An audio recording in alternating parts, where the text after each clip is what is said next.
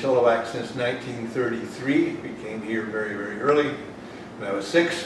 I had Norman's Photographic, which is one of the portrait studios in Chilliwack and camera shop.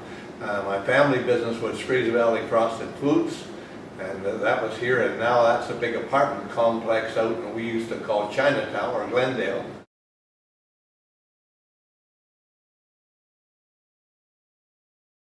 What is important in history, because that's what a museum is.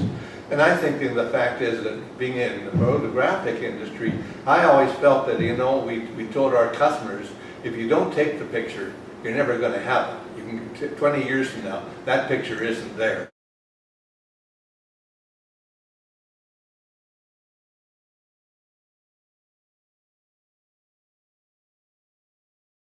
Well, we're talking about the archives and the fact that I have had a very good camera collection. I think there was probably, how many, 40 pictures, 40 cameras, 30, 40 cameras in there. That I had to do something with these that I thought was important, so I thought, well, you know, there's no better place than to give my camera collection to the archives.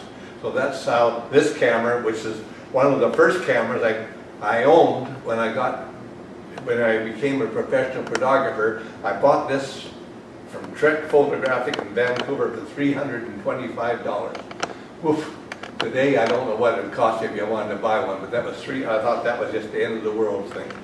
This is the one I carried around and did all my weddings. You can imagine having to pack this around. You had to have about 6 of those in your pocket. I looked like something out of nowhere. But all this stuff is hanging in my pocket.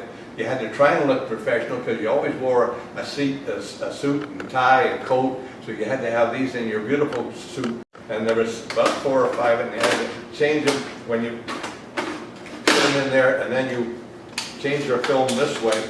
And you had 6 in this pack, and then you had to do that. So you could only take 6 pictures at a time.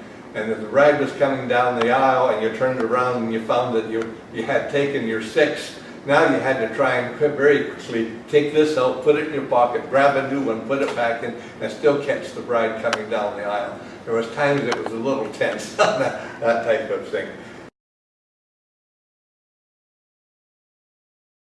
Like my camera collection, I could have disposed of that at a reasonable good price.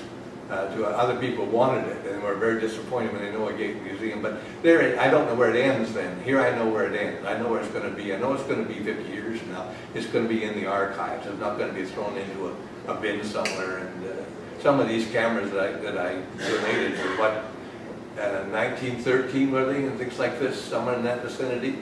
That stuff just isn't going to be around too long.